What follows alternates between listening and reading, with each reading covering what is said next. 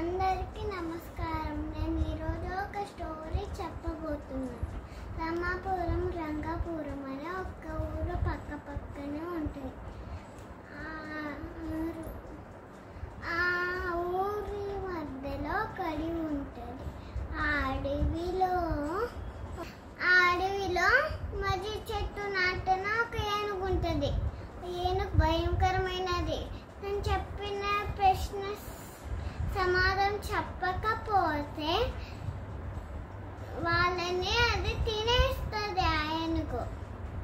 అందుకని ఒకరోజు ఒక మహర్షి భార్యకి జబ్బు పడిందనమాట.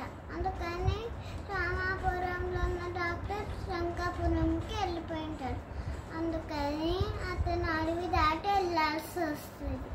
అందుకని అడవిలో వెళ్తుంటే అప్పుడు చీకటి అయింది. అప్పుడు అతను మర్రి చెట్టు కిందనే పడుకుంటాడు. మర్రి చెట్టు నాటిన ఏనుగు వచ్చి బొవ్వని భయపెట్టిస్తాడు. అతను ఉలిక్కి పడి లేచి భయం వేసింది అని చెప్పి, నువ్వు నా ప్రశ్న అడుగు, అన్నిటికన్నా చిన్నది ఏంటి అంటే చీమ అంటాడు. కరెక్ట్ అండి. మళ్ళీ ఆ కాళ్ళనిది ఏంటంటే పాము అంటాడు. కరెక్ట్ అని చెప్పి కళ్ళు మూసుకొని చేతులు చెప్పు అంటే కళ్ళు మూసుకొని చేతులు చెప్తాడు అతను. అప్పుడు కర్రలు, మందులు, ఆకులు అన్నీ ఇస్తారు ఎందుకు. నువ్వు చాలా మంచివాడివి, అందుకని అందరు ప్రజలు ఇంకా రామాపురం నుంచి రంగాపురంకి వెళ్ళాల్సిన అవసరం లేదు. నేనే వాళ్ళందరికీ ఔషధాలు ఇస్తాను అని చెప్తాడు. సరే అని చెప్పి వెళ్ళిపోతాడు. నిమ్మరసంలో కలిపి వాళ్ళ భార్యకి తాపిస్తాడు.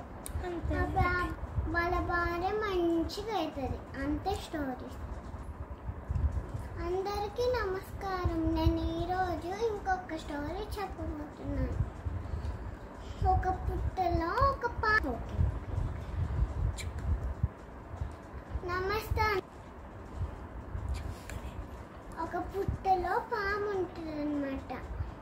ఆ పుట్టలో పాము ఉంటే ఒకరోజు కొన్ని చీమలు వచ్చింటాయి అన్నమాట. ఆ చీమలు పుట్ట కట్టుకున్నాయి అన్నమాట. ఆ పాము పుట్ట